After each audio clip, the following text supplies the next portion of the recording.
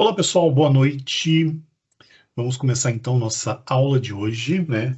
Hoje então a gente vai tratar de um assunto bem importante que se refere, né, à questão da doença renal crônica, aliado à questão da doença arterial coronariana, do qual então, né, a gente vai estar, né, justamente verificando, né, algumas particularidades que envolvem, né, justamente a questão da doença renal crônica, seus impactos sobre a saúde cardiovascular e a questão, né, dos tratamentos não farmacológicos também relacionados, né, em que inclui a questão nutricional, né, extremamente importante para as pessoas, né, que apresentam, né, algum tipo, né, de transtorno, né, relativo à função renal que pode impactar, né, de alguma maneira nas funções, né, fisiológicas gerais, como a gente vai estar vendo na aula de hoje, certo? Bom, então, deixa eu só dar uma ajeitada aqui nos trabalhos, então, e vamos já começar a nossa aula de hoje, né? Tem uma pequena desconfigurada aqui nos trabalhos e atividades, depois eu arrumo para vocês, porque a gente então tem um longo assunto hoje, né, a tratar da questão da doença renal crônica, né?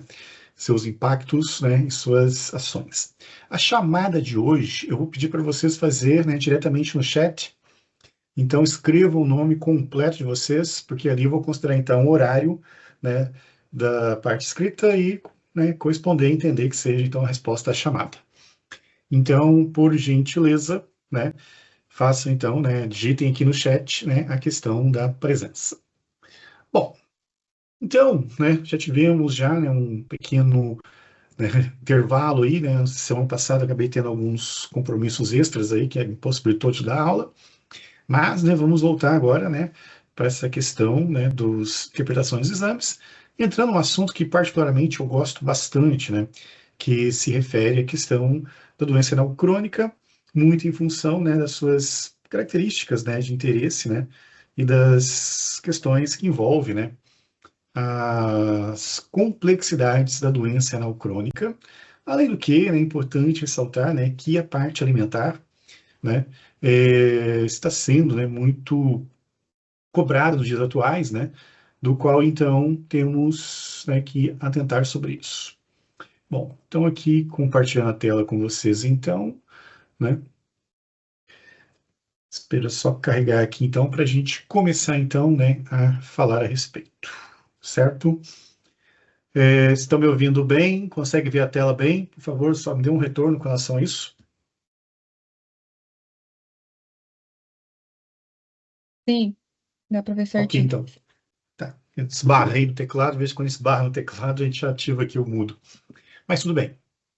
Então é o seguinte, gente, tema da aula de hoje, que inclusive está sendo gravada também, certo? Se refere então à interpretação, né, dos exames na doença renal crônica e o impacto também na saúde cardiovascular, fazendo inclusive uma ponte, né, com o que a gente viu lá no primeiro bimestre, né, do qual a gente aprofundou muito a questão cardiovascular, que incluía diabetes, a questão da dislipidemia, próprias doenças cardiovasculares, infarto, entre outras situações.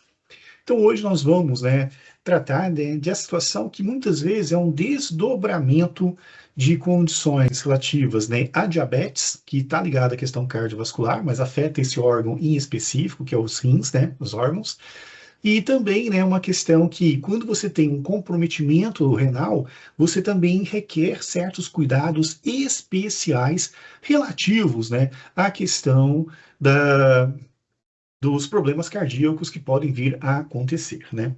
Então é isso que a gente vai estar falando, então, né? E os objetivos da aula de hoje é que, né, vocês, como futuros nutricionistas atuando na parte clínica, conheçam as definições, né, atualizadas sobre doença renal crônica dentro do âmbito clínicos de intervenções, conhecer as alterações passíveis em identificação por exames laboratoriais. Nem tudo é visível na questão da doença renal crônica, e por ela ser considerada, né, como a gente vai ver mais adiante, uma doença silenciosa, são os exames, né, que começam a dar sinais de alerta que devem ser, né, considerados de uma forma até mesmo urgente para evitar, né, as complicações futuras que possam vir a acontecer, como a questão da hemodiálise. Tá a questão dos motivos, né, que justificam os cuidados nutricionais, né, porque então, né, se tem, né, hoje, né, uma preocupação muito grande do ponto de vista nutricional. E a gente vai continuar, né, no mesmo caso clínico que a gente veio acompanhando nas últimas aulas, né? Então a gente vai estar trabalhando, né, com o senhor José, né, chamando ele de senhor José, esse adulto, 64 anos, né, que tinha diabetes, né, que aí não controlava, né, teve várias complicações, andava sempre, né, com uma diabetes bem refratária, né, no caso aqui, né, a questão de uma diabetes, né, bem elevada, de 420, e uma glicose pós-prandial 235, e uma glicada de 9%, do qual, então, nas aulas anteriores, né, nós vimos, então, que ele tinha, então, né, uma dosagem de peptídeo C, né, diminuída, do qual, então, né, indicava, né, que ele estava numa posição, né, de perda da função pancreática, né, então ele deveria ser insulinizado, mas o fato é o seguinte, pelo longo período que ele permaneceu com esta condição aqui, tendo um sangue mais denso do que o esperado, pela presença de glicose que não era absorvida pelas células, pela ausência da insulina, promoveu, né, nesse paciente muitos desequilíbrios fisiológicos, vamos assim dizer, né, e questões fisiopatológicas, né. Uma delas, que pode acontecer, né, com a maioria dos diabéticos, né, é a questão da dificuldade de irrigação, né, na retina, que é onde você tem os vasos, né, mais finos e sensíveis de menor calibre. Então, muitos pacientes desenvolvem, né, a retinopatia diabética, podendo perder a visão. Tem a questão dos pés do diabético, né, que também a circulação tem dificuldade de chegar pelo sangue estar mais denso.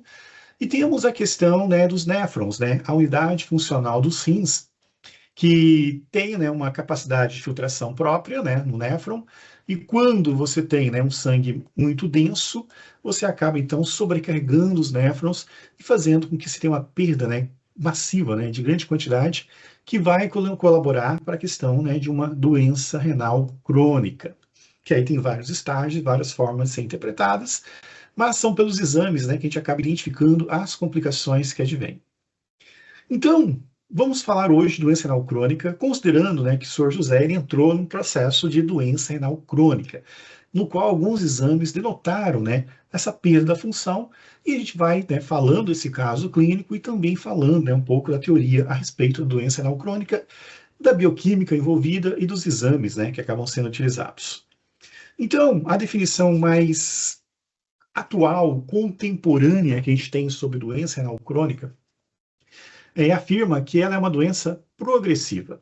Temos aqui alguns, né, detalhes importantes que temos que considerar, como a questão da palavra progressiva. Por quê? Porque uma vez que você entra num processo de falência da função dos seus rins, que não é repentina, mas é um processo, né? Progressivamente você pode perder a função dos rins, até chegar a uma questão de uma necessidade de uma hemodiálise e, né, barra transplante.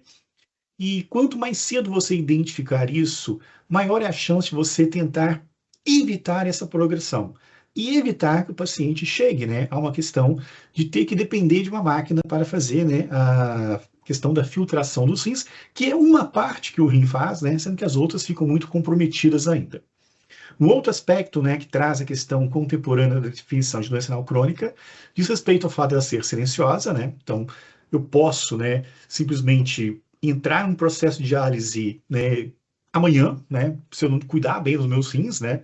Então, ela não tem sintomas claros, né? Ela não tem dor, né? Muita gente acha que causa dor, né? A única dor associada aos rins são os cálculos renais, né? A litíase renal, no qual as pedras, né, ali formadas, né, comprimem inervações que gera dor, né? Mas a doença renal em si, ela não causa. Isso é um grande problema, onde você tem que fazer um monitoramento, né, quase que constante, né, para impedir, né, que a doença avance silenciosamente e leva o paciente a ter complicações como a hemodiálise e a necessidade de transplante, fora as outras condições clínicas que a gente vai estar vendo hoje aqui, né?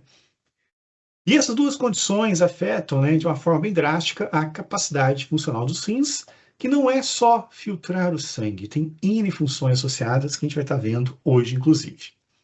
E a perda da função renal, ela tem como característica de ser inexorável. Então, uma vez que iniciou e entrou em fases mais avançadas, né, fica mais difícil você conter essa progressão, inclusive, né? Você tem a questão dela ser insidiosa, né, ou seja, né, silenciosa, né, então muita gente pode ter problema renal e nem se dá conta disso, né? e o fato da sua progressão. Então, essa tríade aqui é importante para a gente entender, né, como que a gente precisa cuidar dos nossos rins e os pacientes que entram em fase inicial de problema renal, a necessidade realmente de cuidar, né, desses dois órgãos que são essenciais, né, para a inatividade do nosso organismo. Então, o que aconteceu com o senhor José, então, né? O senhor José, então, ele desenvolveu, então, uma doença renal crônica em função de uma diabetes e pressão não controlada, né?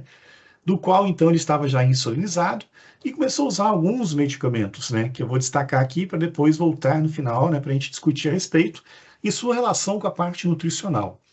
Ele usa, por exemplo, o Sevelamer, né? Sevelamer é um medicamento ligado à questão do fosfato, do fósforo no organismo, que precisa ser controlado em pacientes com doença renal crônica e muitas vezes pela questão da dieta. O paciente também usa alfapoetina, né, que é uma forma de contornar, né, a perda da função renal que implica numa anemia. Mas não é uma anemia como a gente está acostumado, né, que grande maioria da população tem, que é a famosa anemia ferropriva, onde você tem privação de ferro, no qual você resolve repondo ferro. Nesse caso, a doença renal crônica está associada a um hormônio chamado eritropoetina. Também a questão do sacarato de ferro, né? Então, o ferro também é necessário, mas, né, acaba sendo, né, numa via de administração, né, não muito usual e comum, que é a questão, né, envolvendo, né, a parte, né, de ser injetável, né, que incomoda muito o paciente, e o ajuste de dose, né, também tem que ser muito bem pensado, né, tem que ser muito bem calculado, porque você pode levar o paciente a ter mais complicações. Então, de início, né, o que eu quero chamar a atenção para a doença renal crônica é a relação que existe com o fosfato, fósforo presente no sangue, que pode estar alterado, e os exames vão apontar isso. A questão da anemia, que não é uma anemia simplesmente relacionada, né, à privação do ferro, mas relacionada a hormônios que são produzidos nos rins, e sem os rins, esses hormônios ficam em menor quantidade ou até mesmo zerado, né? E a questão de como contornar também a necessidade do ferro, porque existe, né, um bug, vamos assim dizer, né, uma confusão que o organismo faz, porque ele não entende que o rim está danificado e só acha que o rim está, né, numa posição de não estar, entre aspas, trabalhando, porque, né, não há necessidade, né? E isso gera, né, transtornos e mais transtornos para o paciente. Além do que, também a saúde óssea é comprometida, cálcio fica comprometido, né? Vários elementos essenciais, né, são comprometidos na doença renal crônica e são os exames que vão nos dizer, né? Então, né, é importante, né, que algumas anotações sejam feitas, né? Então, quando aparecer, né, esse símbolo aqui, né, para alertar vocês, né, e uma solicitação que eu faço, e fazer algumas anotações para não perder o fio da meada da aula de hoje, do qual, então, né, a correção de distúrbios nutricionais, né? Então, assim, todo paciente com doença renal crônica vai ter, então, né, problemas e distúrbios nutricionais associados, porque a eliminação, né, de substâncias está comprometida pela questão da uma das funções dos rins, né, que é purificação do sangue, né, como diz do comum. Então, a interpretação de exames permite identificar situações como a anemia, que eu acabei de citar para vocês, que não é uma anemia ferropriva, não é ausência de ferro, é um pouco mais complexa. A hiperfosfatemia, o excesso de fósforo, porque você não consegue colocar fósforo para fora, e o fósforo, ele acumulando, né, ele gera alteração, inclusive no pH do sangue. A hipocalemia, né, a perda de cálcio, porque, né, você precisa do cálcio para algumas atividades, inclusive para contrabalancear a questão do excesso de fósforo, mas, né, você pode ter, né, uma competição interna no qual o cálcio não fique mais disponível em função, né, da necessidade óssea. Deficiência de vitamina D também acaba acontecendo, e acidose metabólica, muito associada à questão da hiperfosfatemia com a formação de ácido fosfórico, né?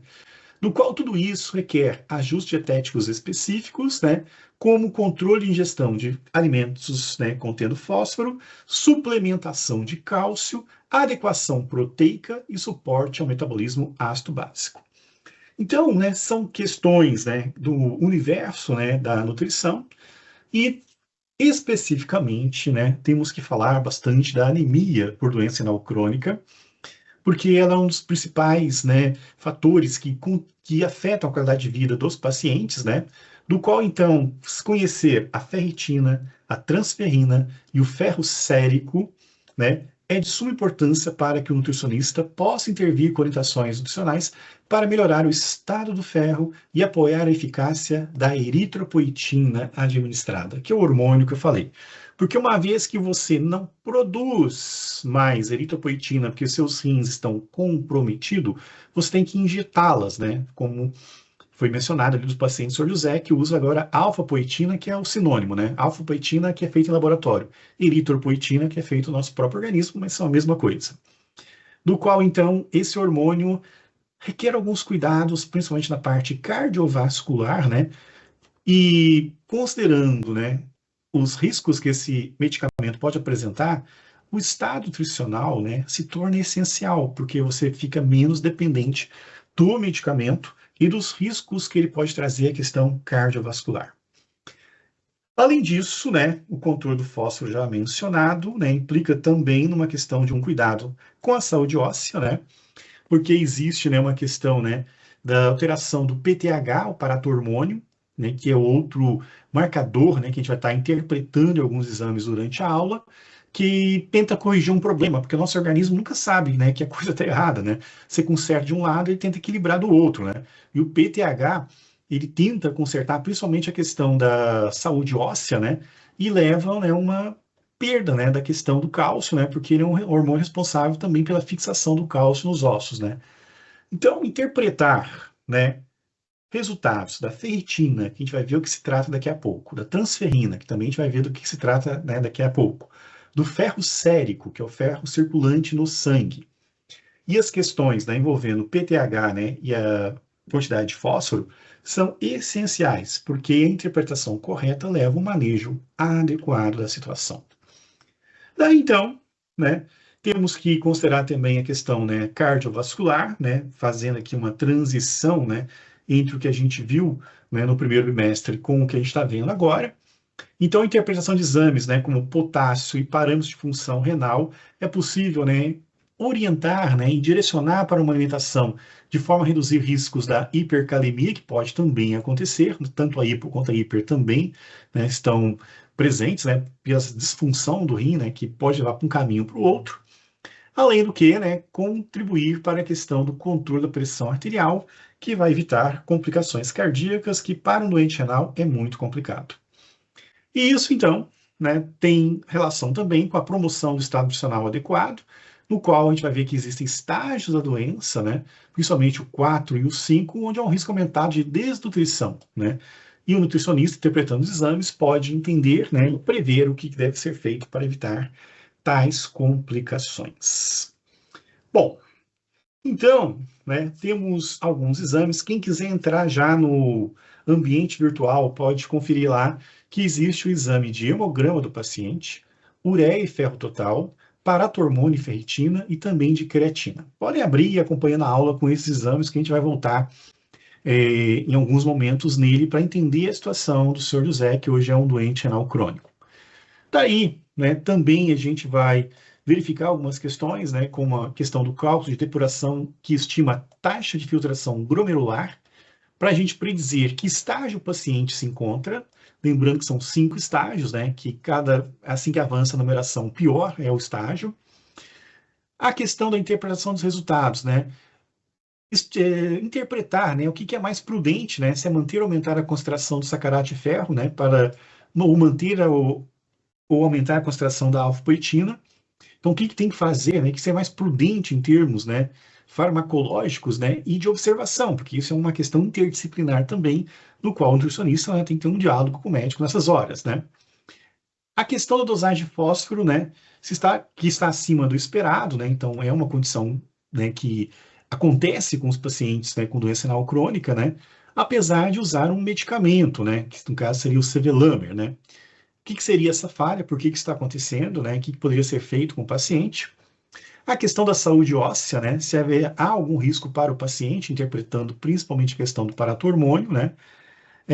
E a questão de se tem que suplementar ferro do paciente ou aumentar a dose do ferro para o paciente, né? O que a gente tem que fazer com relação a isso? Então, na aula de hoje, né, depois de a gente ter visto algumas definições importantes, né, e entender, né, algumas questões nutricionais fundamentais para a questão, né, da condução da doença renal crônica, vamos entrar então nessa parte de interpretação dos exames. Podem abrir os exames, deixa aberto aí, né, eu vou voltar neles durante a aula, né, a gente vai calcular, inclusive, né, a questão aí da complicação do paciente, né, qual estágio que ele se encontra, mas os exames vão dizer para a gente, né, estágio que o paciente se encontra e, consequentemente, o risco que ele está, a questão, né, da relação dele com o ferro, né, o que deve se fazer, né, com a questão do ferro e com o hormônio eritropoetina, que é o estado anêmico, incluindo a suplementação ou não de ferro, a questão do fósforo, né, se tem então um controle alimentar, ou se é uma questão de uso inadequado do medicamento, a questão da saúde óssea, que envolve o cálcio, né, o que está acontecendo, né, e a questão da própria medicação, do uso endovenoso e que nutricionalmente, né, a gente pode refletir com relação a isso. Então é isso que nós temos para a aula de hoje, né? Então já fiz as definições, inclusive, né, relativo então à doença renal crônica, só recordando aqui, né, da questão então que o senhor José tem uma questão progressiva, foi silenciosa para ele, né? Mas tinha os antecedentes, como diabetes, né, dislipidemia, e agora, então, ele está numa situação muito complicada, mas a gente tem que interpretar os exames para entender qual é esse grau de complicação. Então, né, a doença renal crônica tem outras definições também, né? Uma delas é a incapacidade dos rins de manter a homeostasia interna e a retenção de substâncias nitrogenadas, que tem um caráter alcalino, né, de basicidade. E, além disso, né, temos que considerar também, né, que as origens da doença renal crônica, né? Então, ela pode ser uma, né, policística, né, formação de cistos, que independe, né, de fatores, né, que a gente vai abordar hoje, né. Ela pode ser originada de uma inflamação, como glomerulonefrite crônica, que também não é escopo da aula de hoje. Pode ser uma nefrite intersticial, né. Lembrando que esses três exemplos são bem raros, né, ou acontece com uma frequência muito menor, né. A grande quantidade das pessoas estão com problemas advindos, né, de uma hipertensão, né, não tratada e doenças metabólicas como a diabetes não cuidada, e inclui aqui também o uso abusivo de alguns medicamentos como anti-inflamatórios não esteroidais. Então, isso é a grande questão que a gente tem que trabalhar, até porque são situações previsíveis e passíveis de prevenção. Ou seja, eu sei que o hipertenso que não se cuida pode ter problema renal. Eu sei que o diabético que não se cuida vai ter complicações renais. Eu sei que pacientes que se automedicam com anti-inflamatórios terão. E tudo isso aí entra no processo de educação e saúde, né, de orientação, principalmente se a gente já está entrando em estágios complexos, né, que a gente pode observar pela interpretação de exames. Tudo isso vem com alguns desafios, né? Como a questão, né, da dificuldade no tratamento de doença renal crônica. Não é um tratamento fácil, é um tratamento que requer muita atenção, né, aos exames para o acompanhamento do paciente, né? Você tem riscos, né, de possibilidades, né, relacionadas, né, a morbidades, né, em pacientes usuários da, de medicamentos, inclusive na doença renal crônica, por isso o suporte nutricional é importante, para que o paciente não fique tão refém das medicações, porque as medicações podem trazer novos problemas para o paciente, né? E o cumprimento, né, da questão, né, clínica, né, e das evidências, né, como a gente viu lá, né, nas disciplinas de iniciação científica, que tudo tem que ser feito pautado, né, na melhor qualidade científica existente, né?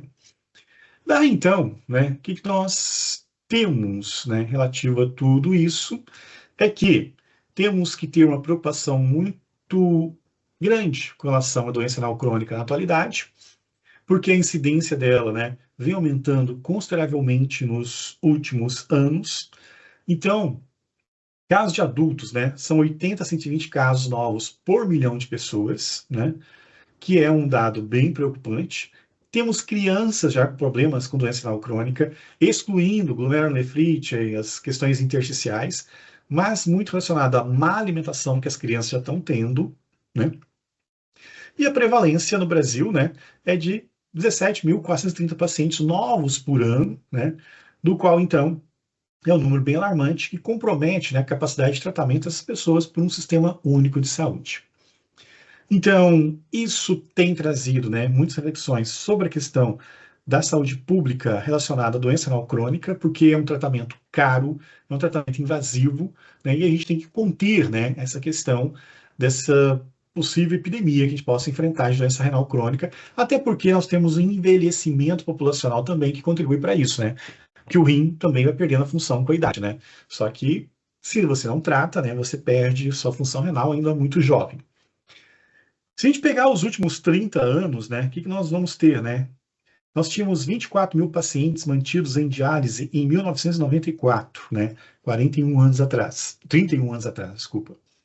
Se a gente pegar dados de 2018, né, que não mudou muito, né, recentemente, nós temos 64.153 pacientes, né? Dados estimativas atuais, né, dizem que a gente já está batendo na casa dos 75 mil, né? Então aumentou 10 mil, né, no intervalo um pouco mais de 5 anos, né? E isso é bem preocupante, né? E o que está acontecendo? O que está acontecendo, de uma forma geral, é má alimentação, principalmente, né? Eu citei uso e abuso de medicamento, mas não é todo mundo que usa e abusa de medicamento. Agora, a alimentação está virando uma coisa muito comum e cultural de você usar muitos alimentos ultraprocessados, ricos em sódio, que também levam a uma sobrecarga da função renal e perda da função renal, né? Então isso tem sido muito debatido atualmente, né? E os programas de diálise em transplante renal no Brasil giram em torno de 1,4 bilhões de reais por ano. E com o envelhecimento populacional, que aí são pessoas que, né, pela idade vão precisar ter o atendimento, somando as pessoas jovens que estão tendo problemas renais, a situação, né, se complica cada vez mais e a gente pode entrar num colapso com relação a isso, né? E só para ilustrar aqui, né, artigos que falam a respeito disso, né? Então, né, o sódio excessivo em alimentos, né, tem sido uma grande preocupação em países da Europa, como Espanha, por exemplo, pela sua relação, né, e sua comprovação de uma associação, né, muito próxima relacionada à questão, né, da perda da função renal. Então a gente está comendo muito mal. De 30 anos para cá, 31 anos para cá, o que é certo é que a gente está comendo mal e os rins estão sentindo em relação a isso, né? Então, né, o excessivo consumo de sódio associado com, né, outras práticas dietéticas também e de hábitos de vida tem contribuído muito, muito para a questão da perda da função renal.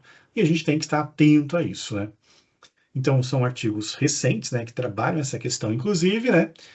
E por que é tão importante a gente se preocupar com os nossos rins, né? Por que a gente tem que ter essa preocupação? Bom, vamos lá, né? Nós temos os rins, que é um órgão dual, né? São dois órgãos que têm funções, né, de fazer, né, a excreção, né, de substâncias que não são interessantes e reabsorção de outras para manter o equilíbrio. É constituído por uma unidade funcional básica chamada néfron, no qual a gente tem, né, a cápsula de Bowman, onde praticamente acontece, né, a questão, né, da parte de filtração, né, os túbulos contorcidos distais, ascendentes e descendentes, né, do qual então você tem, né, pela alça de Henle, né, e pelas artérias presentes e pelo túbulo distal, a questão, né, de eliminação e reabsorção de substâncias, que no final vai formar a urina. Classicamente, os rins estão muito associados à questão da urina, né? E muita gente fala que ele serve para filtrar os rins, né? Filtrar o sangue, desculpa, né? Mas ele exerce muitas outras funções. Então, né? Ele é importante, né, para a remoção, por exemplo, da ureia, da creatinina e do fósforo, né? Principalmente o fósforo, né? Por quê? Porque o fósforo não está na forma de fósforo sozinho, está na forma de fosfato. E o fosfato pode combinar com hidrogênios presentes no sangue e formar o H3PO4, né? Que é um ácido fosfórico. Esse ácido influencia o tamponamento do sangue. Então, o sangue tem que manter um pH em torno de 7. Se o ácido está presente, esse pH tende a diminuir. E essa diminuição desnatura a proteína, desnatura a enzima, e a gente entra em colapso, né? Tanto que uma das formas, né, vistas em alguns filmes, né, de morte silenciosa é você jogar alguma coisa ácida ou muito alcalina, né, no sangue de uma pessoa que ela morre, né, de uma forma sem nem ter agonia, né, porque vai se perdendo as funções, né, e acaba, né, rapidamente morrendo, né, que é o uso, por exemplo, do KCl, né, que pode ser, se colocado no sangue, pode ser letal. Então, o que o nosso rim faz, né? Ele é responsável por tirar o excesso de fósforo para ajudar no tamponamento do sangue. O que é um tamponamento? Manutenção de um pH constante. Então, o pH do sangue sempre será 7,4. Se a gente mudar isso para mais ou para menos, a gente vai morrer. Então, esse tamponamento do sangue, então, é essencial, né? Existem outros mecanismos associados, né? Como a questão, né, da recuperação do bicarbonato, que ajuda a alcalinizar também, né? Para não ficar tão ácido, né? Então, ele alcaliniza, né? Então, elimina o fósforo e reabsorve bicarbonato. Isso na função, né, de manter o pH em torno de 7,4.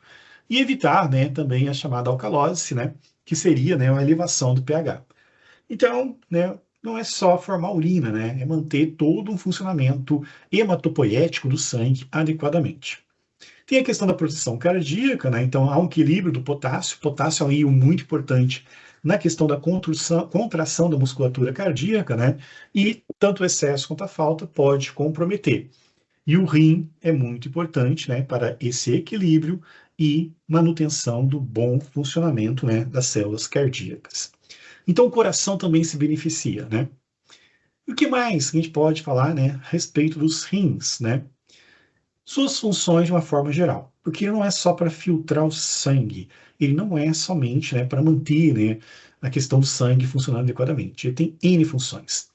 E aqui eu vou falar para vocês, né, outras funções, como a questão da produção de substâncias como as prostaglandinas, que são responsáveis por dilatação do vaso, porque dependendo de como está o nosso funcionamento e pressão arterial, ou os nossos vasos dilatam para dar uma relaxada, ou se contraem para o sangue fluir mais rápido, né?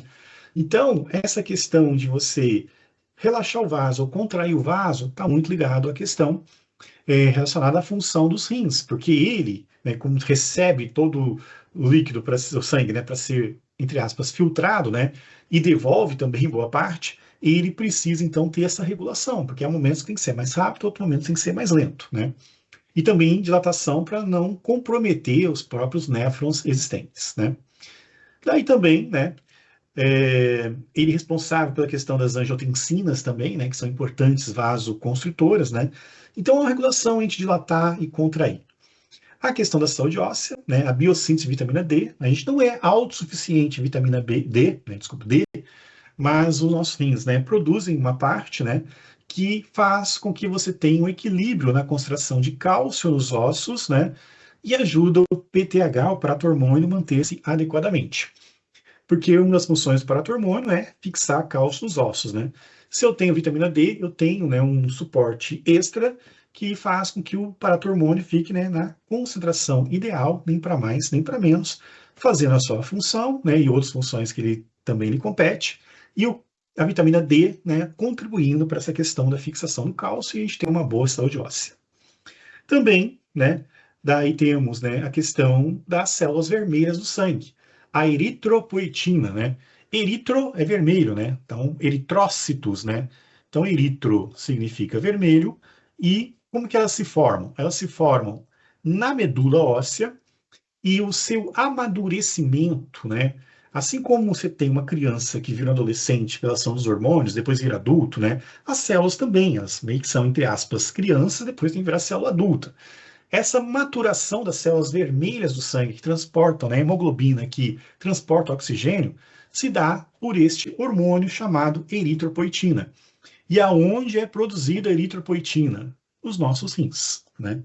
Então, né, a formação dos eritrócitos e o transporte adequado de oxigênio, né, pelas eritropoetinas, né, pelos eritrócitos, né, e também pela hemoglobina, está ligado à produção da eritropoetina, que é dos rins. Então a gente começa a ver que o rim cuida dos ossos, o rim cuida, né, da questão do transporte de oxigênio, né, o rim dilata vasos, contrai vasos. Então é bastante coisa que ele acaba fazendo, né? E aí o que acontece, né? Os rins adoecidos vão comprometer muita coisa, né? Então não é só você fazer uma hemodiálise para filtrar o sangue. Né? E muitas vezes a hemodiálise vai deixar a desejar muitas outras funções, e por isso que muito paciente que faz hemodiálise sonha em ter um transplante, que é uma forma de compensar e readequar, né, as funções que estão perdidas, né? Então, o que que nós temos, né? Eu mencionei para vocês, né, que o uso e abuso de medicamentos como anti-inflamatórios também é um vilão. A má alimentação, né, e a automedicação têm sido, né, vilões nessas situações todas, né? E isso contribui. Mas vamos deixar de lado um pouco o rim doente e vamos falar do rim saudável, então, para a gente fazer aqui, então, um resumão do que foi falado até agora. Então, né, pensem nos rins saudáveis, como felizmente os nossos até o presente momento. Então, o rim, ele vai formar um hormônio chamado eritropoetina, e esse hormônio vai então formar células vermelhas do sangue lá na medula óssea, e essas células vermelhas que contêm hemoglobina transportam oxigênio, que são essenciais para as funções aeróbicas e funcionamento das células. Então, né, se eu quero ter um bom funcionamento, né, das minhas células, elas precisam de oxigênio. Quem vai levar o oxigênio? As células vermelhas. Quem faz as células vermelhas? Um hormônio chamado eritropoetina lá na medula óssea. Também a gente estando saudável com os nossos rins, né? O que está acontecendo, né? Ele faz uma recuperação do bicarbonato, que tem uma característica, né, alcalina, de hidroxila, né, na química, né? E elimina o fósforo, que tem uma função de acidificar, de H+. Esse equilíbrio, né, faz com que aconteça o quê? Um tamponamento do sangue, que vai permanecer um sangue 7,4, que é o ideal para a gente sobreviver. Além disso, os rins fazem a biossíntese de vitamina D3, né, que é essencial para fixação de cálcio nos ossos. E os nossos ossos, então, vão ter sustentação, né, força e ações adequadas em função dessa vitamina D3, né, que é um complemento, né, que a gente também precisa da externa também. E aí na doença renal crônica. Então, guardem isso então, né? Transporte de oxigênio, ossos saudáveis e sangue tamponado. Tudo funcionando bem. Mas vamos pensar lá no senhor José. O senhor José, né, ele tinha diabetes, né, não conseguiu cuidar bem da sua diabetes, né? Ele então teve uma sobrecarga da função renal, né, que ele apresentou, e nessa sobrecarga da função renal ele perdeu, né, a funcionalidade dos rins.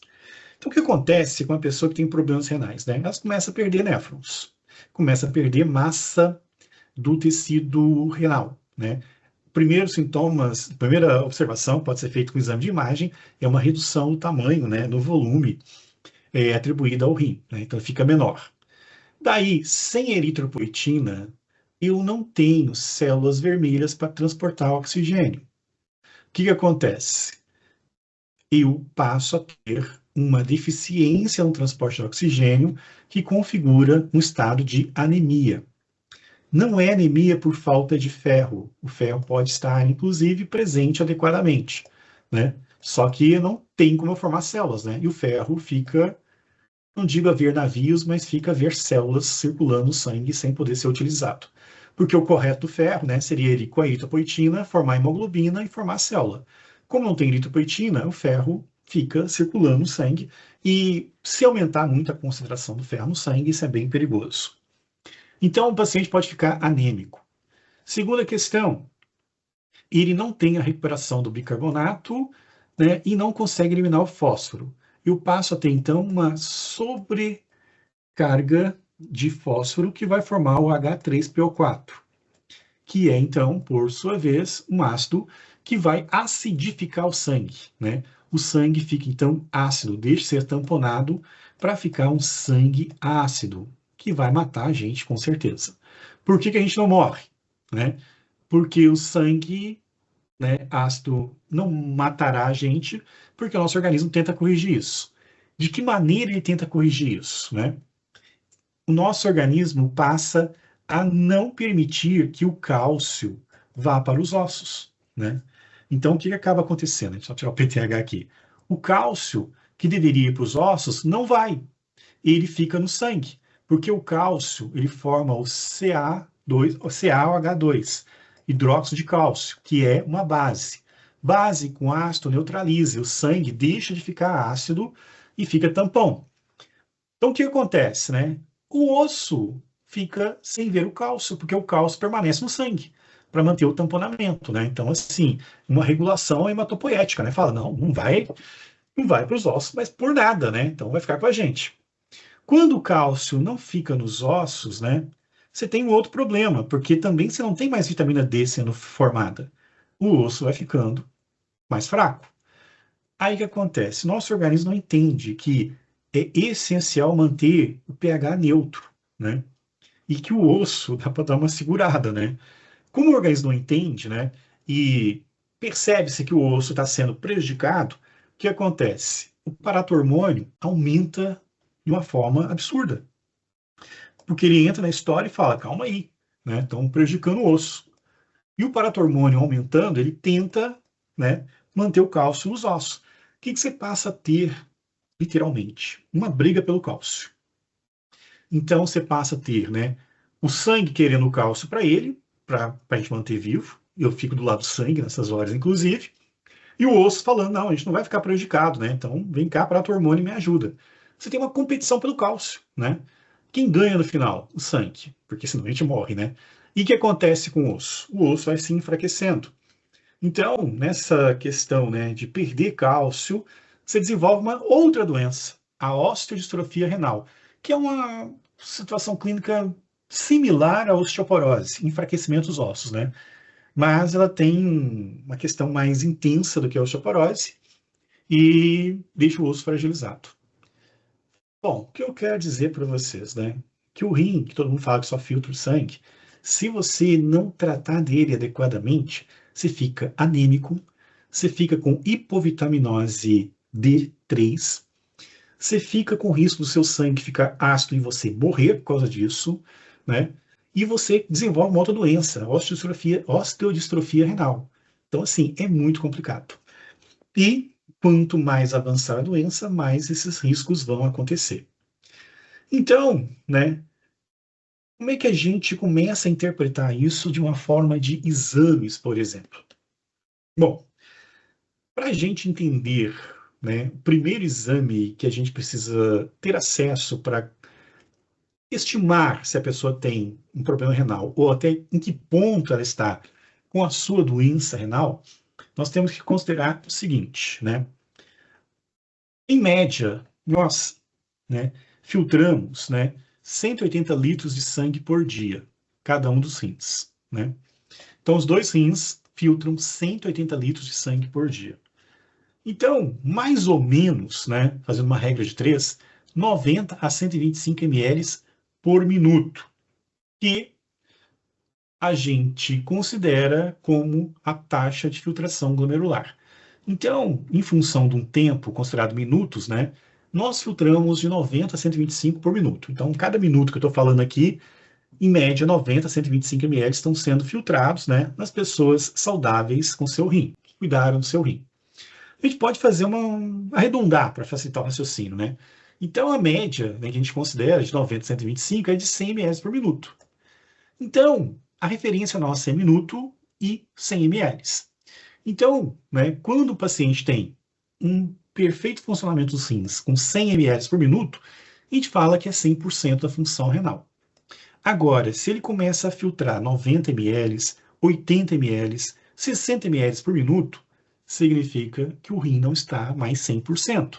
Então, ele tem uma queda, né, na porcentagem, uma perda que pode levar, né, a complicações todas aqui citadas, né, de uma forma mais intensa, né, e mais drástica.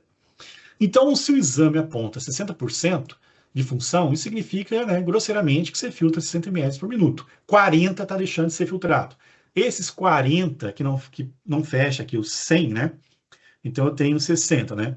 Então é 40 por minuto que está ficando sem filtrar, né? O que significa? Só a filtração que não está acontecendo? Não. Significa que o rim, né, está com 40% de déficit de formar a eritropoetina, 40% de déficit de absorver vitamina D3, 40% de dificuldade de tamponar o sangue, e isso então tem obrigado o organismo a brigar pelo cálcio com osso, sangue e osso, né, que os ossos vão ficando mais frágeis, entre outras complicações, né? Então é assim, né, que a gente tem observado, então, e é assim que a gente vai começar a interpretar. E existe uma fórmula para isso. Eu gostaria já que vocês voltassem lá no caso, senhor José, pegasse os dados e fizesse o cálculo. Esse cálculo, né, é estimado com variáveis, né, regressões lineares, né, toda uma questão, né, de cálculo, né, realizado, no qual você tem uma constante, né, que envolve o 140, né? Essa constante deve ser subtraída pela idade, multiplicado pelo peso do paciente, do qual deve ser dividido por 72, que é outra constante, versus o exame de creatinina. Então, se você tem posse um exame de creatinina, e podem ver aí se o senhor José tem, né? Vejam se ele tem esse exame e já pode, então, né, com os outros dados também, fazer o cálculo e estimar que situação o senhor José se encontra, né? Porque eu tendo esse exame aqui e jogando nessa fórmula, eu tenho a taxa de filtração glomerular estimada. Qual a importância dela? Ela vai me dar um valor, né, de 100 a 0, né, do qual então eu posso estratificar em situações de risco. Se for mulher, você multiplica por 0,85, porque a mulher tem uma variação de volume diferente dos homens, né, em termos de retenção de líquidos, né? Então, a única diferença. Tem calculador que vocês acham na internet que faz isso, tem aplicativo que faz isso, mas a origem está aqui. Então, por gentileza, né, faça o cálculo aí. E essa definição de 0 a 100 vai indicar, por exemplo, os estágios da doença. Você tem o estágio 1, né? O que é esse estágio 1, por exemplo, né?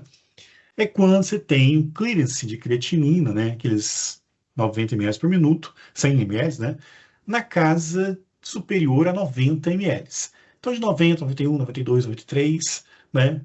É um valor que você considera que o paciente está bem, desde que não tenha uma doença desencadeadora, como diabetes refratária, né? Então, os pacientes que possuem alguma dessas doenças, né, como hipertensão, diabetes, né, tendo, né, abaixo de 100, já pode ser, né, um candidato a monitoramento. Agora, pessoas saudáveis já não é tão preocupante. Idoso passa a ser preocupante. Então, idoso e jovens que tenham diabetes, hipertensão, dislipidemia, é um sinal de alerta. Liga a luz amarela porque já não é tão tranquilo. Os jovens que têm uma vida mais saudável, né, pode ficar mais tranquilo, né? Então, né, o que nós temos, né? Um estágio 2. O estágio 2 é quando, né, o clearance de creatinina está entre 60 e 89 ml por minuto. Eu já tenho já minimamente, né, um decréscimo aí de 40, né, a 30, né, de filtração não acontecendo. Isso aqui já pode ser chamado de fase pré-insuficiência renal. Insuficiência é diferente de doença renal crônica, né? Então, assim, já não está funcionando bem, é insuficiente, não é uma doença ainda, né? São pequenas perdas de funções e idosos não significa muita coisa, né? Apenas um sinal que a pessoa está realmente envelhecendo. Nesta fase, o rim consegue manter as funções básicas, a creatinina sanguínea ainda se encontra normal, porém está funcionando seu limite. São os doentes que correm risco de lesão renal por drogas como anti-inflamatórios, contraste exames radiológicos, e não precisa nem dizer, né? Má alimentação aqui já é uma coisa extremamente preocupante. Então, o paciente que está nesse estágio 2, ele não é doente renal crônico, ele é um insuficiente renal crônico. Mas, como eu falei lá no começo, é uma doença progressiva. Sendo uma doença progressiva, né, ela pode ter um caminho acelerado, um caminho mais lento. Então, se a gente quer que o paciente não fique mais doente, tenha boa alimentação, né? Basicamente.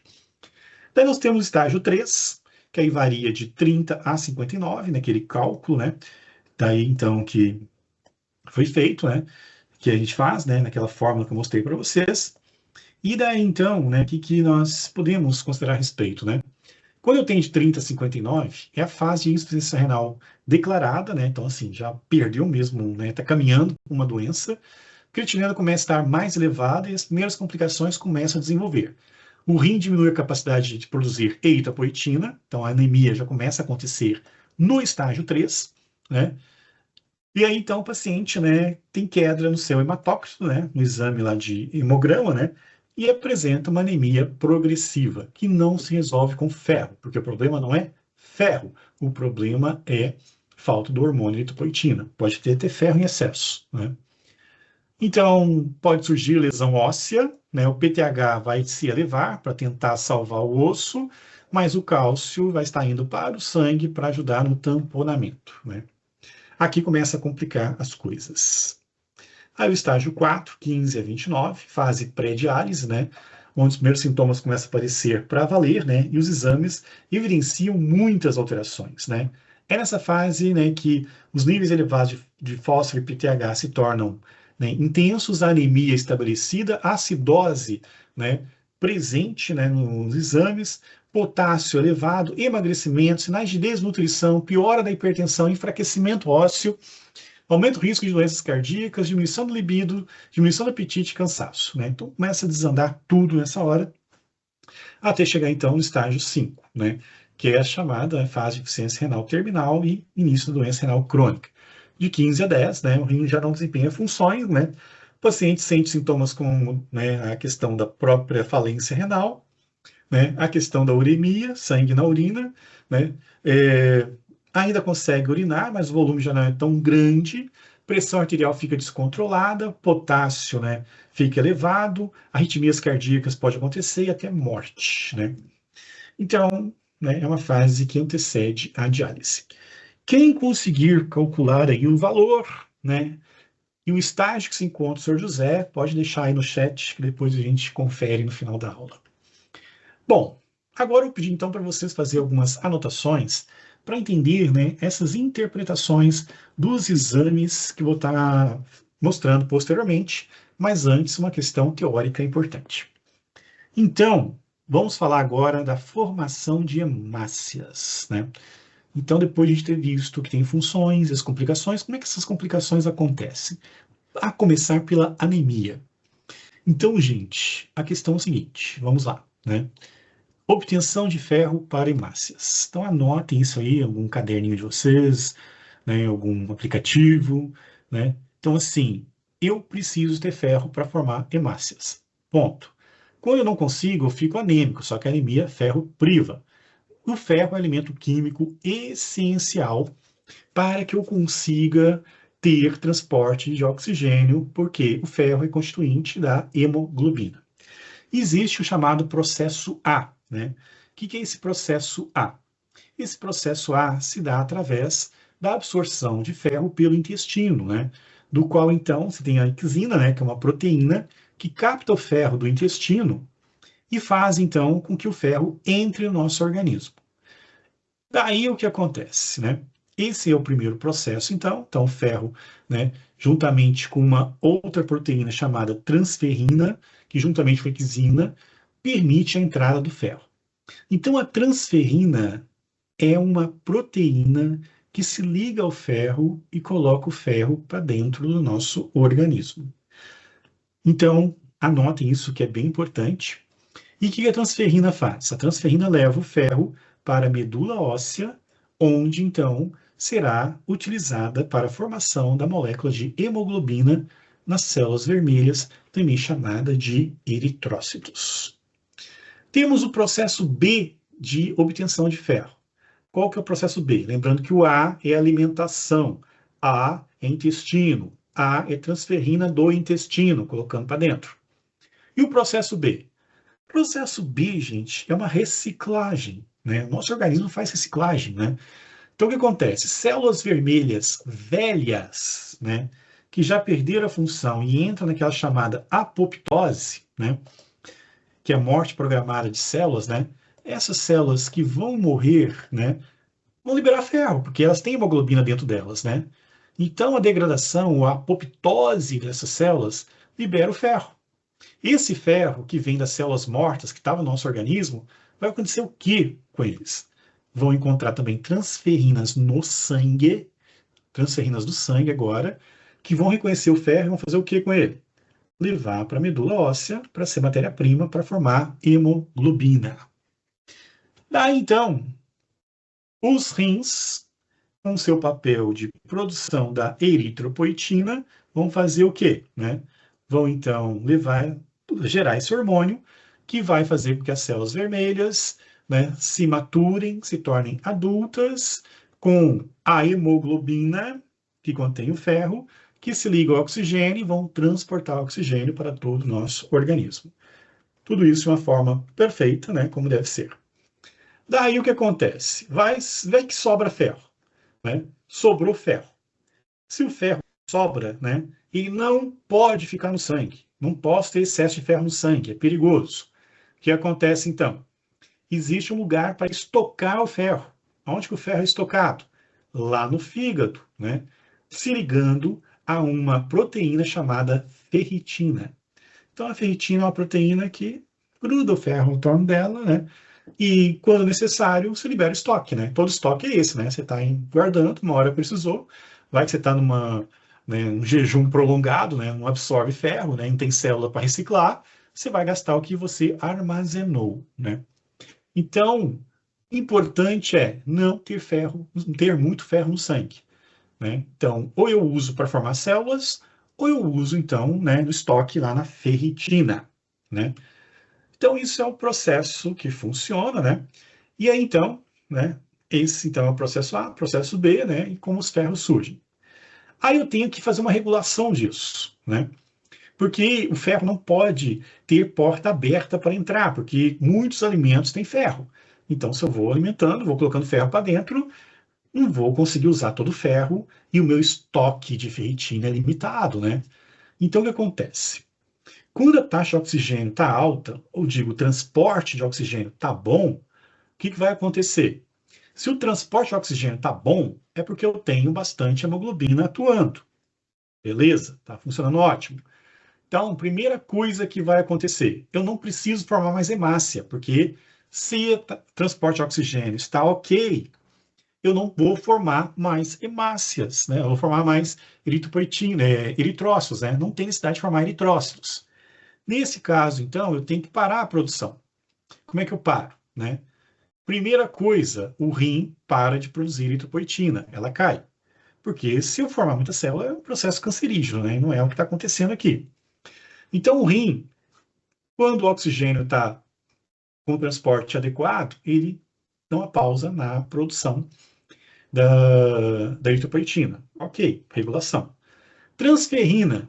Se o oxigênio está bom, se eu tenho muita hemácia, significa que eu tenho muito ferro. Então, para que eu vou ficar absorvendo ferro para sempre? Então, o que acontece? A transferrina ela cai.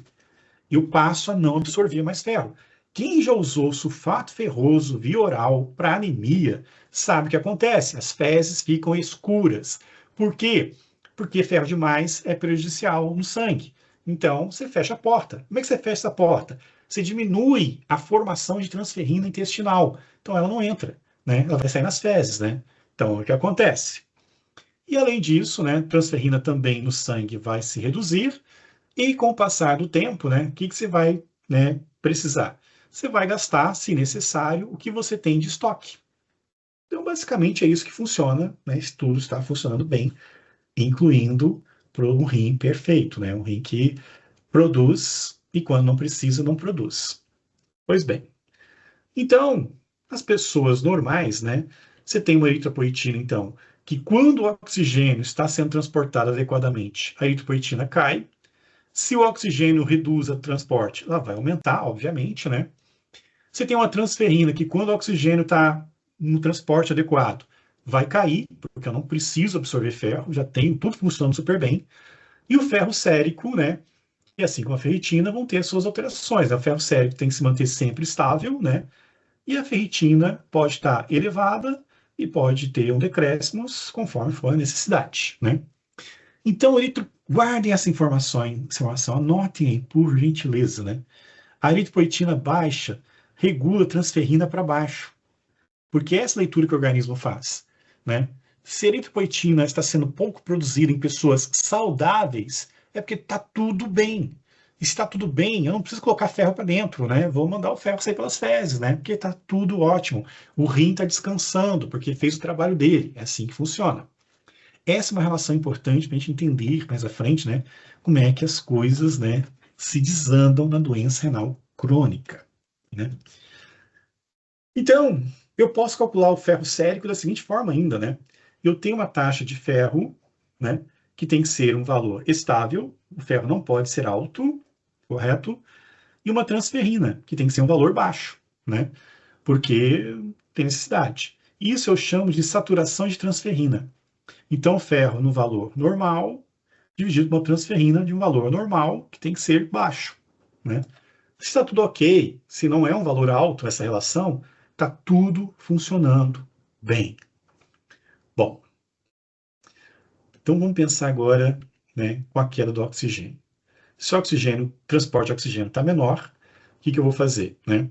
Eu vou ter que liberar a eritropoetina, então a eritropoetina vai ter que aumentar, porque todo o oxigênio que eu produzi já está baixo, né? Então tem que aumentar a produção de células de novo. Vou liberar, então, a eritropoetina, que vai se elevar, que a transferrina vai ter que se elevar, porque eu preciso de matéria-prima, porque caiu a produção, né? Acabou o descanso, vamos voltar a trabalhar. Transferrina sérica aumenta para pegar, né, reciclagem e mandar para a medula óssea, né? E a ferritina tende a cair também, né? Porque até o ferro chegar à dieta e a reciclagem funcionar, eu uso o meu estoque, né? E vou então produzindo. Tudo ok, né? Eritropoetina alta, tudo funcionando muito bem. Então, pessoas normais, né, você tem uma regulação, né, da eritropoetina. Quando o transporte de oxigênio está baixo, a eritropoetina aumenta, porque ela tem que voltar a trabalhar. Transferrina aumenta, porque eu tenho que colocar mais ferro para dentro do meu corpo. Ferro sérico vai diminuir, porque eu vou ter que usar ele enquanto não chega ferro lá da dieta, né? E também a ferritina vai cair, porque enquanto, né, não chega o ferro da dieta, eu vou ter que usar o que eu tenho, que é o que está circulando no sangue em pequena quantidade e o que está estocado. Assim que funciona. E a saturação de transferrina segue o mesmo padrão, né? Não muda, né? Então eu tenho, né, as alterações equilibradas que me dão um valor de referência. Ok. Bom, tá aí que acontece, né? Vamos pensar então numa situação, né, de doença renal crônica. O que vai acontecer, né? Na doença renal crônica, né, você tem uma situação que é o seguinte: em pessoas normais, a queda do oxigênio circulante no transporte, né, obriga o aumento da produção de eritropoetina. São inversamente proporcionais. Por quê? Se eu tenho menos oxigênio, eu tenho menos células. Eu tenho que produzir células. Quem produz as células? O hormônio eritropoetina. Só que acontece o seguinte, né? No caso de uma doença renal crônica, sempre a eritropoetina vai estar baixa. Sempre, sempre e sempre, porque o rim está danificado. Isso gera uma confusão no organismo que ele não consegue entender o que está acontecendo, né? E ele acha, então, que está tudo normal. Porque a baixa quantidade de eritropoetina, o resto do organismo faz leitura de que está bem. Se ele está descansando, é porque está tudo funcionando muito bem. Então, o que acontece, né? Quando a eritropoetina está baixa, porque o rim não funciona, né? A transferrina cai. Só que o oxigênio está baixo. Entende? Então, qual que é o problema? O rim, isso aqui é uma questão de um rim doente, e não porque o rim está descansando, né? O rim doente, que deixa a quantidade pequena, manda um sinal para o intestino seguinte: se está produzindo pouca eritropoetina, porque tudo deve estar muito bom. Então, para que colocar ferro para dentro? Não coloca. Então, a transferrina cai. Por essa razão, é que pessoas com doença renal crônica avançada, elas têm que tomar ferro injetável, porque não entra no intestino, né? Porque o intestino está seguindo o que a eritropoetina está dizendo. Se eu estou pouco é porque está tudo ok, não precisa de ferro. Por isso que o ferro tem que ser injetável. Muitas vezes o ferro da dieta não resolve. Outra questão, né? Ferritina cai. E vai cair. Só que, assim, a ferritina, o que acontece com ela? Ela deveria cair, só que ela não cai por quê? Porque o ferro que vai entrar, né? Porque, assim, tudo bem que a transferrina está baixa, né? Mas o ferro vai entrando. Pequena quantidade, mas vai entrando, né? Então, você tem um acúmulo de ferro com o passar do tempo, né? Por que ele acumula? Porque o ferro não está sendo usado para formar células. Então, com o passar do tempo, o ferro não é utilizado, né? Mesmo que ele seja absorvido em menor quantidade, ele se acumula. Por quê? Porque não forma células, porque a eritropoetina não existe mais naquele paciente, porque o seu rim está danificado. Então, vai acontecer o quê? Né? A ferritina vai aumentar horrores, né? Porque todo ferro que está circulante e não pode ficar no sangue vai para o fígado, vai ficar para a ferritina, certo? E o ferro do sangue? não tem para onde ir, né? Se ficar lotado lá no fígado, ele vai ficar no sangue. Então, o que acontece? Pacientes que têm doença renal crônica, o ferro do sangue aumenta e a ferritina aumenta. Por quê? Porque não tem como usar ferro, né? Quem deve, o destino do ferro teria que ser o quê? Formar células. Mas não vai formar célula. Por quê? Porque o hormônio eritropoetina não está, né, existindo. Então, né, é um problema isso, né? E o que acontece, né? Acontece que nesse caso, né, o ferro sérico aumenta porque ele não vai formar células e ele não consegue mais ser estocado lá no fígado, então ele fica em excesso e a transferrina cai, porque lá na transferrina, lá no intestino, não, baixa um pouquinho aí, entra só uma quantidade pequena aí para garantir, mas não precisa ter muito, né? E a pessoa começa a perder muito ferro nas fezes e absorver pouco, mas esse pouco, ao longo do tempo, vai se acumulando, porque não tem destino para o ferro no seu corpo. A transferrina cai. Quando eu tenho, né, o denominador aumentando, o numerador caindo, esse valor aqui dispara. E aí indica que eu tenho realmente uma doença renal crônica, o ferro não tem destino no meu corpo, está me deixando com situação de risco de intoxicação por ferro, né? E é uma anemia, se der mais ferro para a pessoa, mata a pessoa, né?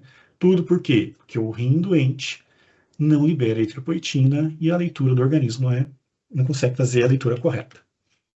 Daí então, né, é aquilo que eu comentei com vocês então, né, de todos os problemas que advêm, as doenças vão acontecendo com o passar do tempo, novamente, né, tudo dando errado. Aí você tem um tratamento farmacológico para isso, né? Você pode usar a alfa-poetina para isso, né? Do qual então é eritropoetina feita, né, com recombinação, biotecnologia, o sacrate ferro 3, porque é o seguinte, quando eu injeto alfa-poetina, eu vou começar a usar o ferro. Então o ferro tende a diminuir, né? Aquele ferro que eu tinha guardado, né, vai ter destino agora, né, de uma forma artificial. Eu estou colocando eritropoetina artificial e o ferro cai. Só que eu preciso de ferro de novo. Essa eritropoetina artificial, meu organismo não reconhece. E a leitura que é feita ainda é: o rim está descansando, não precisamos. Então a transferrina fica comprometida de novo. Por isso que não adianta usar ferro oral, você tem que usar o sacarato de ferro injetável, porque pelo intestino, né? O intestino está muito conectado à questão do rim, né? O que ele fala? Se está baixo, não precisa de ferro. Só que você precisa de ferro, sim, porque agora está entrando eritropoetina injetável, né? Que o ferro está baixando. Você precisa de ferro de novo. E o ferro agora pela dieta está comprometido, você tem que ter mais. Então não adianta eu tomar cápsulas de ferro, vou ter que injetar o ferro. Também é usado o Sevelamer, que é um medicamento para impedir a absorção de fósforo. O que acontece? O fósforo vem da dieta, dos alimentos, né? Então esse Sevelamer é uma molécula que tem capacidade de se ligar ao ferro. Ela tem uma grande capacidade de se ligar ao ferro e esse Sevelamer não é absorvido, ele sai nas fezes, né? Então, tá lá o bolo alimentar, Sevelamer encontrou, né? Pegou o ferro, fala, você fica comigo, né? E vai embora nas fezes, né? Desculpa, o fósforo, né? Vai embora nas fezes. Detalhe importante, tá, gente? Se e a função do Sevelamer é impedir a absorção do fósforo que vem da dieta, esse medicamento tem que ser usado antes do alimento, porque eu uso agora e vou me alimentar 30 minutos depois. Quando eu estou me alimentando 30 minutos depois, o Sevelamer já está no intestino e no estômago e falando, pode vir ferro que eu vou te abraçar e você vai ficar comigo. Basicamente é isso, né? Agora, se eu me alimentar agora e tomar o Sevelamer 30 minutos depois, o Sevelamer vai chegar atrasado, né? Um monte de fósforo já entrou e fala, cara, cheguei atrasado. Então, isso é importante para orientar o paciente, né? Porque o Sevelamer tem que ser antes da refeição e não depois, porque já é tarde, né?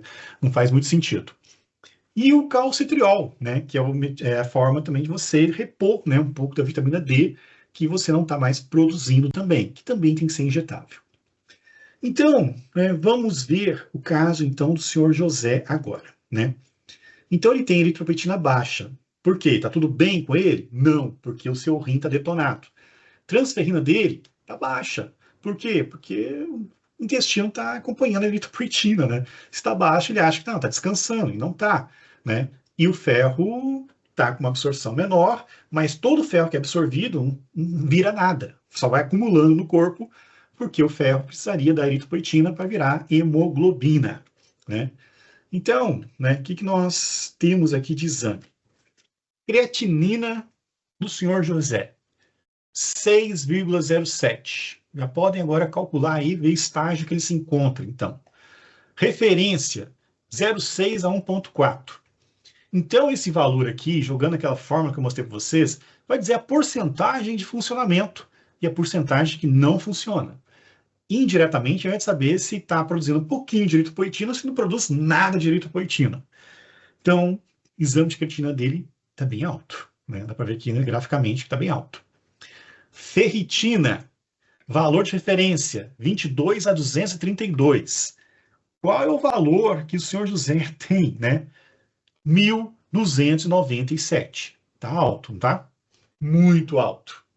Significa o quê? Que ele está absorvendo ferro de uma maneira pequena, mas o ferro que entra não vira nada, não vai para lugar nenhum, né? Não pode ficar no sangue, vai ficar para onde? Vai lá para o fígado, né? E o fígado está se matando para segurar esse ferro para não deixar que o paciente morra, né? Então, assim, não tem mais lugar, o estoque já está, né, estourando já. Ferritina alta. Quer dizer, então, esse paciente precisa de ferro? Precisa de ferro para a anemia dele? Não. Ele precisa usar o ferro, né? O ferro está sendo absorvido. É a diferença da anemia ferro-privo, né? Que a ferro-privo você não tem ferro. Essa aqui não, né? O ferro. E assim, né? E o que está no sangue? Né? Pode estar alto ainda, né? Hematócrito dele, né? Deveria estar, né, homens de 39 a 53%, tá? 35, né? Tá baixo, né? Então, você vê assim que está fora da faixa ainda aqui. Então, o que isso significa, né? Significa que ele está anêmico ainda, né? Então, mesmo com muito ferro, sinal que está acontecendo o quê? Ele não produz eritropoetina, porque o fígado está detonado, o ferro está se acumular no sangue está mais ferrado ainda, e mesmo com tanto ferro, não forma hemoglobina. Por que não forma hemoglobina? Porque não tem, né, o hormônio no rim, que deveria fazer isso, e a gente vê isso porque creatinina alta, rim detonado. E a hemoglobina, né, que deveria estar, né, de 12,8 a 17, está um pouquinho baixo, né, 11,90, está fora da faixa também. Então, ele continua, teoricamente, anêmico nessa situação. Daí, então, mais exames, né? Ferro total, 272,2. Ele está até 150. Esse ferro total é o que, gente? É o ferro sérico, que está no sangue. Está alto também. Está alto no fígado, está alto lá também na parte correspondente ao sangue. Capacidade de transporte do ferro, 206. Devia estar até 180. Então, assim, estão se virando com ferro no sangue. Saturação de transferrina, né? Que é aquela relação entre o ferro sérico e a transferrina. Transferrina está baixa, certamente, né? Porque tudo aquilo está bacalhado do jeito que está. E o ferro total está alto, né? Então, o que dá? Um valor acima do esperado também, 415, né? Então, nós temos aí uma situação, né, bem complexa, né, desse paciente, que é, então, o que ele tem que fazer? Aí eu pergunto a vocês, ele precisa de mais ferro ou ele precisa de mais eritropoetina, né? Teoricamente, pelos exames, né, ferro já deu, né? Então, monitorar depois, né? Então, ele precisa ter um ajuste da eritropoetina, né? Seria essa situação se não fosse uma questão importante, pelo fato, né, do paciente ser um cardiopata também, que é o seguinte, né? O que acontece, né? Com esses valores que ele se encontra aqui, a gente pode dizer que o senhor José está anêmico, né? Que devia estar com 12. Só que, gente, tem situações que menos é mais, tá? Por que menos é mais? Porque eu não consigo controlar uma liberação injetável quando comparada com uma liberação endógena. O que eu quero dizer com isso? Quando eu tenho uma eritropoetina, produzo a minha eritropoetina normal, assim, preciso, ela aumenta, não precisa, ela diminui, precisa um pouquinho, ela aumenta um pouquinho, não precisa, ela mantém constante, preciso de mais, ela aumenta, e é assim, né? Então eu tenho um controle. A injeção da eritropoetina, que é um medicamento injetável, ela não tem esse padrão, né? O padrão dela é diferente. O padrão dela é uma curva, né? O que isso significa, né? E a gente tem que estar atento. Se eu injetar, então, num paciente, né? Momentos que ele não precisa, não tem como controlar. A eritropoetina vai estar presente. Então, o que acontece? Se eu manter o paciente dentro de um paciente com doença renal crônica, se eu manter ele nos níveis adequados, vai acontecer o quê? Eu posso aumentar o risco de efeitos cardiovasculares, porque o sangue pode ficar muito denso nessas horas, onde eu deveria ter um recuo da eritropoetina que meu rim faria, mas o medicamento injetável não tem como. Injetou, vai ficar. Por essa razão, a Sociedade Brasileira de Cardiologia e a Sociedade Brasileira de Nefrologia e órgãos internacionais recomendam que o paciente fique levemente anêmico para evitar risco de um sangue mais denso e concentrado, com muitas células, que pode, né, junto com uma dislipidemia, levar a uma situação de obstrução de vaso e ter um problema cardíaco, né? Então, né, o uso da alfapoetina ou eritropoetina pode aumentar o risco de eventos cardiovasculares, como infarto agudo do miocárdio, AVC, trombose, especialmente em níveis de hemoglobina elevados. Se fosse um paciente sem anemia por doença renal crônica, o ideal seria estar nessa faixa aqui. Mas o que eu quero chamar a atenção para você é o seguinte: se você um dia atender um paciente com doença renal crônica, né, o menos é mais. Se ele está um pouquinho anêmico, significa que ele está com uma proteção no seu coração, né, em função dessa questão que a gente chama de farmacocinética, né, do qual, então, né, se em momentos que você precisa menos, né, você pode ter a presença constante, deixar o sangue cada vez mais concentrado de hemácias e isso levar a uma situação de obstrução de vasos, né. Então, o risco de complicações cardiovasculares aumenta, né, quando a hemoglobina é elevada. Então, doença renal crônica, a gente tem um parâmetro diferenciado com relação a isso, certo, gente? Então, né, níveis acima de 12 a 13, né, os pacientes estão recebendo, né, alfapoetina, tem um risco maior cardiovascular, né? Então, o que para as pessoas não portadoras de DRC é normal, para o DRC, né, já é uma situação de risco, né? Então, a meta do tratamento para doença, para anemia por doença renal crônica, né, o intervalo seguro é de 10 a 12 no máximo, nunca ultrapassar, né? Manter na casa do 10 preferencialmente, né? Então, né, o sangue mais viscoso, o risco de trombose, tudo isso vem acontecendo, né? E por isso, então, que você tem que ter esse cuidado no monitoramento, na interpretação do exame por doença renal crônica. Aqui, novamente, estão os exames, né? Só para a gente recordar, então, né? E o paciente, no caso, né? Ele precisa ter uma redução do ferro, na verdade, né? Por que a redução do ferro, né? Porque com esse valor de ferritina aqui, ferro está demais, né? Ah, então vou aumentar a eritropoetina para ele ficar sem anemia? Não é necessário. Mantém aqui normal e reduz a quantidade de ferro, o que vai implicar também na questão da dieta do paciente também, né? Então a dieta tem que ser uma dieta mais regulada para evitar, né, as complicações. Então, como eu falei no início da aula, né, correção de distúrbios nutricionais, prevenção e manejo de anemia, controle do fósforo e saúde óssea são essenciais, né? E a questão cardiovascular tem que ser considerada, né, incluindo a questão de um valor e interpretação diferenciada na doença renal crônica, né? Então, gente, era esta parte teórica, então, né, bastante informações hoje, né? Mas era isso, então, que eu, né, tinha preparado para vocês. Alguma dúvida com relação a essa parte? Alguma questão?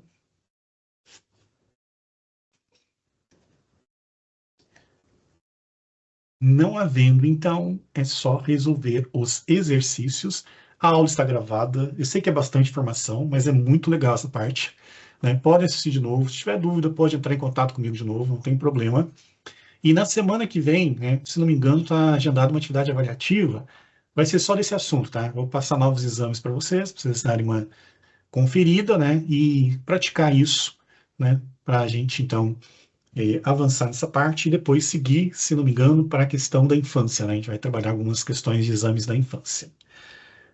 Bom, então era isso então. Tudo certo então, gente? Certo. Diga, José. Não, tudo certo. Ah, tá. Tudo certo então, né? Então, gente, então é isso então. Então, boa atividade aí com relação aos exercícios. Qualquer dúvida, está em contato. Vamos então conversando e semana que vem então eu mostro para vocês como é que vai ser então a atividade avaliativa referente somente para a doença renal crônica, né, que é um assunto bem complexo. Tá bom, gente? Boa noite então. Qualquer coisa é só entrar em contato. Valeu.